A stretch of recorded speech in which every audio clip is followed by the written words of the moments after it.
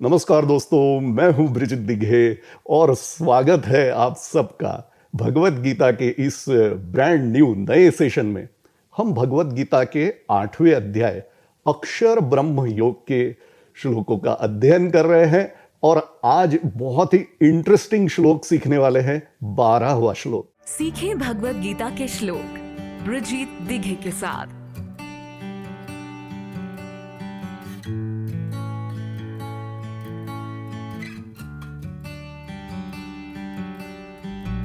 Okay, तो हम 12वें श्लोक का अध्ययन शुरू करें उसके पहले आपको थोड़ा सा जो पिछले 2-3 श्लोक है उनके बारे में आपको बताना जरूरी है।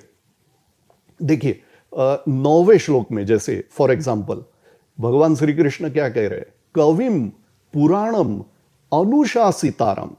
कविम का अर्थ होता है सर्वज्ञ, पुराणम का अर्थ होता है अनादि इटर्नल, और अनुशासितारम का अर्थ होता है जो नियंता है, जो नियम है, जिस की वजह से सब कुछ, जिस सत्ता के कारण, जिसके होने मात्र से सब कुछ चल रहा है और वही नियम है। तो अनुशासितारम। और फिर क्या बोलते हैं? अणोहो अणियांसम, अर्थात सूक्ष्म से भी सूक्ष्म जो है और विराट से भी विराट है। और तीसरी लाइन में क्या कहते हैं कि सर्वस्य धातारम अचिंत्य रूपम, सबको जिसने धारण किया हुआ है। तो ये क्या बोल क्या रहे हैं? भगवान श्री कृष्ण जो अपना जो परमात्मा भाव है या परमात्मा है, उनके बारे में, उनके गुणों का ये वर्णन है। अब हमने सिर्फ इन गुणों को समझना नहीं है, समझना तो बहुत छोटी बात हो गई। समझ के कितना समझोगे? हमारी बुद्धि में पूरे अनंत ये जो परमात्मा सत्ता है, इसको हम एक छोटी सी बुद्धि से समझेंगे भी कैसे? मेन बात यह है, हमें इन गुणों का जो वर्णन है इसको गाना है। और बेसिकली हर श्लोक में हमें यही बात याद रखनी है कि भगवत गीता ये गीत है, गाना है। It's a song of the divine, it's a song. ये पद्य है, ये गद्य नहीं है। गद्य का अर्थ होता है कि कोई लेख लिखा, कोई कहानी लिखी, कोई लेक्चर है उसकी नोट्स बनाई, ये सब गद्य हुआ। ये गद्य नहीं है, ये तो पद्य है, ये गाना है। तो इसे हमने भाव से गाना है। और गाना भी क्यों है? गुणों को गाना क्यों है? ये भी एक जानने वाली बात है। देखिए, जब हम गुणों का ये जो वर्णन है, जैसे 11वें श्लोक में, पिछले ही श्लोक में भगवान श्री कृष्ण क्या कहते हैं? यदक्षरम वेद विदो वदंती विशंति यद्यतयो वीतरागाः। जो वेद विद है, वेदों के जानकार, जिसे अक्षर कहते हैं, ये परमात्मा के जो गुण हैं उनका वर्णन है। और विशंति यद्यतयो वीतरागाः, जिसमें प्रवेश कर जाते हैं जो वीतरागी, वैरागी जो है, जिनका वैराग्य सिद्ध हो चुका है, ऐसे लोग जिसमें प्रवेश करते हैं, ये सब गुणों का वर्णन है। इन गुणों को गाने से हमारी चेतना में भी ये गुण जो है वो खिलने लगते हैं। और ऐसा क्यों? क्योंकि ये जो परमात्मा भाव है ये हमारे भी अंदर अंतर्निहित है। अंतर्निहित का अर्थ होता है छिपा हुआ है। ठीक है, तो ये आज कहना बहुत जरूरी था।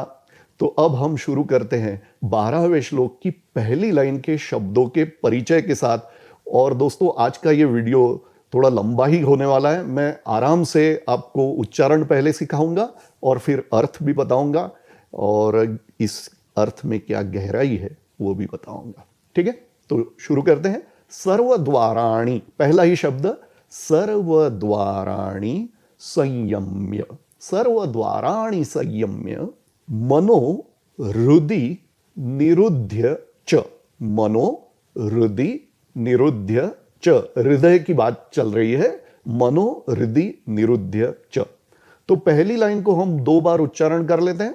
चौ। सर्व द्वाराणि संयम्य मनो हृदि निरुध्य च सर्वद्वाराणि संयम्य मनो हृदि निरुध्य च। दो बार उच्चारण हो गया। अब हम दूसरी लाइन पर चलते हैं। अब ये जो दूसरी लाइन है, इसमें जो भी शब्द है जहां संधि विच्छेद हो रहा है, उसको आप ध्यान से समझ लीजिए, ठीक है।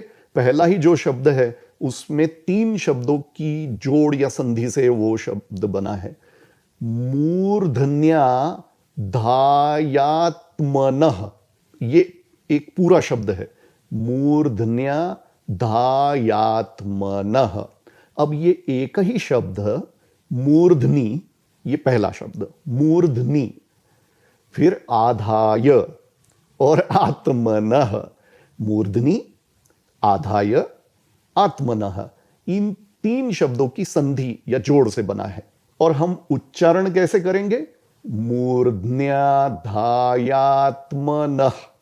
अब पहला जो शब्द है उसमें मू दीर्घ है, देखिए बड़ी वाली मात्रा है, और फिर र का उच्चारण आएगा, उसके बाद ध का उच्चारण आएगा, आधा ध, फिर न का उच्चारण आएगा, आधा न, और फिर य।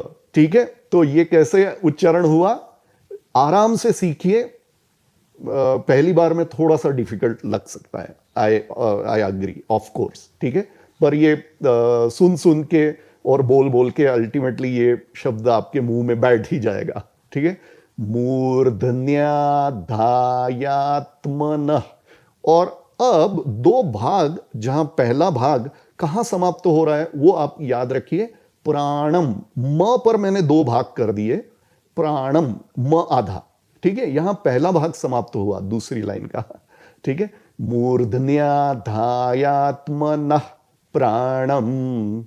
और अब दूसरे भाग की शुरुआत कहां से होगी?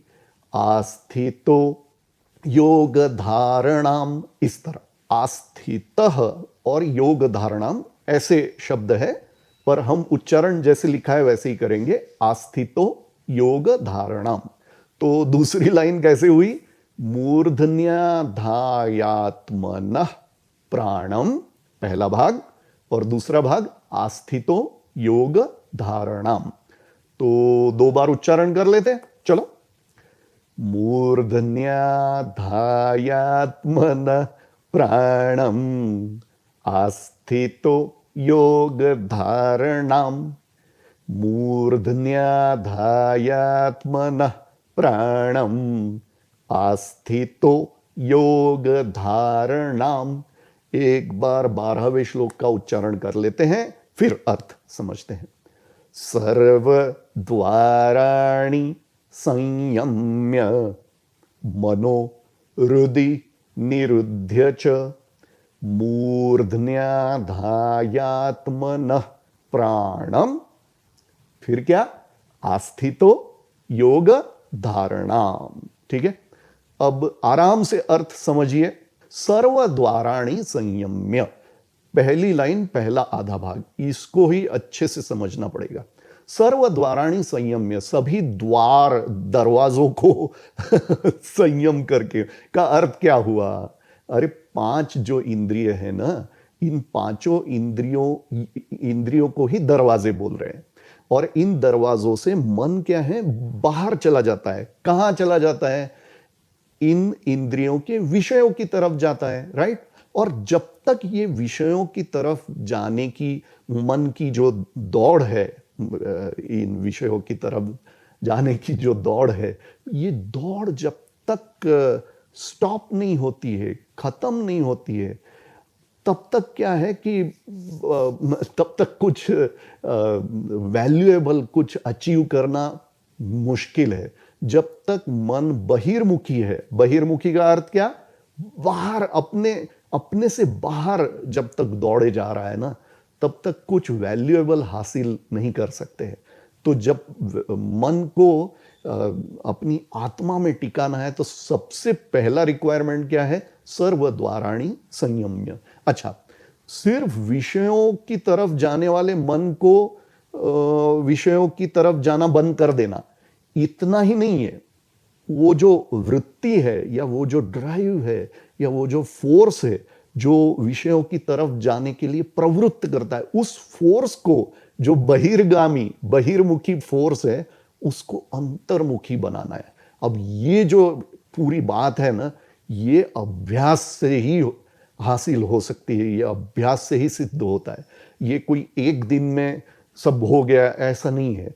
ये गुरुदेव के सानिध्य में बैठकर ये बहिर्मुखी जो मन है, ऑल द टाइम हमारा मन बहिर्मुखी ही होता है, और उसको कहीं मारना, उसको मतलब उस बहिर्मुखी मन को अंतर्मुखी बनाने के लिए कुछ फोर्सफुली कुछ करने की जरूरत नहीं है। वो आराम से स्किलफुली धीरे धीरे धीरे धीरे धीरे धीरे ये बहिर्मुखी मन को अंतर्मुखी करते हैं। मैंने ऑलरेडी आपको मेरे वीडियोस अगर आप देखते हैं तो मैंने एग्जाम्पल दिया था कि ऐसे पुराने जमाने का एग्जाम्पल है कि नदी के प्रवाह में जो पत्थर है वो भी अपना स्वरूप, उनका जो सरफेस है वो बदल जाता है, और जो रफ सरफेस है वो स्मूथ हो जाता है। तो अभ्यास से क्या है, मन की भी जो दिशा है वो बाहर जाने वाली दिशा अंतर्मुखी हो सकती है। ठीक है, तो सर्वद्वाराणि संयम्य इतने का ही ये इतना अर्थ हुआ। ठीक है, सभी द्वार जहां से मन बाहर जा सकता है वहां पर मन को संयम्य करना है। और क्या करना है, बहुत ही अब इंपॉर्टेंट लाइन है, मनोहृदि निरुध्य च। अब मन को टिकाना है, वो कहां टिकाना है, मन को टिकाना है हृदय में। बड़ी जोरदार बात है, इसमें बहुत गहराई है। मन को क्यों हृदय में टिकाना है, मतलब भाव से, प्यार से, भक्ति से, श्रद्धा से मन को टिकाना है हृदय में। अब देखिए, जब तक मन चलायमान होता है ना, तब तक ही आपको मन की जो उपस्थिति है, मन की मौजूदगी है, वो समझ में आती है। जब मन स्थिर हो जाता है, जब मन कहीं टिक जाता है, तो मन जो है खाली हो जाता है। ठीक है, अब कब मन खाली हो जाता है, देखिए, हृदय का अर्थ है भाव। जब प्रकट होता है ना, तब मन फिर क्या है, बैठ जाता है, स्थिर हो जाता है, आनंदित हो जाता है, तब भी मन बैठ जाता है, खाली हो जाता है ना। एक जगह चंचल मन जो है वो स्थिर हो जाता है। जब आपको एक ऐसा एहसास हो जाता है कि बस अब सब कुछ मिल गया, मस्त हो गए, तब मन जो है टिक जाता है। तो कहाँ मन को टिकाने, ये भी अभ्यास ही है। हाँ, ये भी 2 दिन में 4 दिन में सिर्फ पढ़ लिया और आ गया, ऐसा नहीं है। ये सब कुछ जो है ना, अभ्यास से ही होता है। मनोहृदि निरुध्य च। तो पहली लाइन का अर्थ हमने सीख लिया। अब हम दूसरी लाइन पर चलते हैं। मूर्धनि आधाय आत्मनः प्राणम।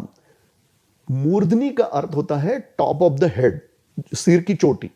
तो प्राणों को, प्राणम जो प्राण है, उनको सिर की चोटी पर आधाय, उनको स्थापित करना, ये बात चल रही है। ठीक है, मूर्धन्याधाय यात्मन प्राणम आस्थितः योग धारणाम। आस्थितः मतलब स्थापित होना, और इस तरह योग की धारणा जो है, योग धारणा करके स्थापित होना।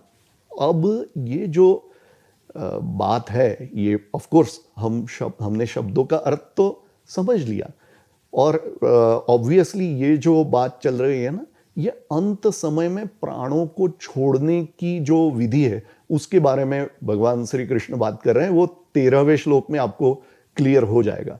मगर ये जो भी बोला है ना, इसका सिर्फ शब्दों का अर्थ समझना और फिर आगे बढ़ जाना, ये कुछ नहीं है। ये तो वैसी बात हो जाएगी जैसे किसी ने आपको नाड़ी शोधन प्राणायाम, ऑल्टरनेट नॉस्ट्रिल ब्रीदिंग कैसे करना है वो बताया, और वो आपको हो सकता है लिख के दिया, और आपने पूरा मुखोद्गत मतलब मगअप कर लिया, और पूरी विधि जो है वो आपको एकदम मुखोद्गत है। जब भी बोलो आप विधि बोल पा रहे हो, लेकिन प्राणायाम कभी आपने किया ही नहीं। तो सारा जो बताने का जो पर्पस है वो पर्पस ही डिफीट हो जाएगा। तो मेन बात इस श्लोक को सिर्फ याद रखना और इसका रटन करना, और जब कोई पूछे तो 8वें अध्याय का 12वां श्लोक कौन सा है तो सीधा बोल के खटाखट बोल के बता देना, इसमें कुछ नहीं है। अरे ये जो श्लोक में जो बता रहे हैं, जिस तरह का प्राणों को सिर की चोटी पर स्थापित करना वगैरह, ये सब अभ्यास इसका करना है। सर्वद्वाराणि संयम्य मनोहृदि निरुद्य च। तो मैं आपको इसके लिए अब एक्चुअल जो बात है वो बता रहा हूं, उसको आप समझिए। इस वीडियो के डिस्क्रिप्शन में मैंने गुरुदेव की इंस्ट्रक्शन के साथ, और सिर्फ ऑडियो इंस्ट्रक्शन नहीं, वीडियो के साथ मेडिटेशंस जो फ्रीली अवेलेबल है, हाँ, 149 मेडिटेशंस एज ऑफ नाउ, जब मैं ये वीडियो रिकॉर्ड कर रहा हूं तो 149 मेडिटेशंस अवेलेबल है फ्री। वो मेडिटेशंस की मैं लिंक, प्लेलिस्ट की लिंक इस वीडियो के डिस्क्रिप्शन में दे रहा हूं। आपको है ना ये मेडिटेशन करने हैं। ये मेडिटेशन जब आप करोगे तो ये जो 12वें श्लोक में भगवान श्री कृष्ण जो भी बात कर रहे हैं ना, वो एक्चुअल में उसको आपने जीवन में उतारा, अनुभव किया, ये बोल सकते हैं। ठीक है ना। तो ऑफ कोर्स शुरू में आपको थोड़ा डिफिकल्ट भी हो सकता है और उस तरह का अनुभव नहीं हो सकता है जैसा कि आप शायद एक्सपेक्ट कर रहे होंगे, लेकिन ये अभ्यास से ही होता है। ठीक है ना। तो देखिए, अब ध्यान भी क्या है, 24 घंटे कोई नहीं करता है। देखिए, आप ब्रश करते हो, कितनी बार करते हो? जनरली लोग 2 बार ब्रश करते हैं, एक बार सुबह उठने के बाद और रात को सोने के पहले। इसी तरह से आप नहाने जाते हो, कितनी बार नहाते हो और कितनी देर नहाते हो? 5 मिनट, 10 मिनट, ठीक है ना। तो एक बार सुबह नहाते हैं और शाम को जब हम घर लौटते हैं तब एक बार खाना खाने के पहले नहाते हैं, राइट। और 5-10 मिनट नहाना इज इनफ, या 15 मिनट, चलो ज्यादा से ज्यादा। तो इसी तरह से मेडिटेशन भी कोई 24 घंटे करने वाली चीज नहीं है। एक बार सुबह कर लो, एक बार शाम को कर लो, लेकिन करना जरूरी है। तो अब हम इस 12वें श्लोक का 2 बार पुनरावर्तन करते हैं, और पुनरावर्तन करने के पहले ब्रिजित दिगे चैनल को अगर आपने न सब्सक्राइब किया हो तो जरूर सब्सक्राइब कर लें, और सब्सक्राइब करने के बाद बेल आइकॉन जो आता है उसको भी क्लिक कर दीजिए, ताकि मैं जब भी नया वीडियो अपलोड करता हूं तो आपको एक नोटिफिकेशन मिल जाएगा। ठीक है। और आप मुझे ट्विटर, इंस्टाग्राम और फेसबुक पर भी फॉलो कर सकते हैं। ठीक है। तो चलो हम 2 बार उच्चारण कर लेते हैं इस 12वें श्लोक का। सर्वद्वाराणि संयम्य मनो हृदि निरुध्य च मूर्धन्याधायात्मनः प्राणम आस्थितो योग धारणाम। सर्वद्वाराणि संयम्य मनो हृदि निरुध्य च मूर्धन्याधायात्मनः प्राणम आस्थितो योग धारणाम। तो दोस्तों, आज के इस भगवत गीता के सेशन का हम यहीं पर समापन करते हैं। थोड़ा सा लंबा वीडियो जरूर हुआ है, लेकिन अर्थ भी मैंने आपको अच्छे से समझाया। ठीक है। तो इसी तरह से अब हम 8वें अध्याय का 13वां श्लोक अगले वीडियो में सीखने वाले हैं। तो मिलते हैं अगले वीडियो में, लेकिन जोर से बोलना है, जय गुरुदेव, जय श्री कृष्णा, राधे राधे श्याम मिला दे, राधे राधे श्याम मिला दे, राधे राधे श्याम मिला दे।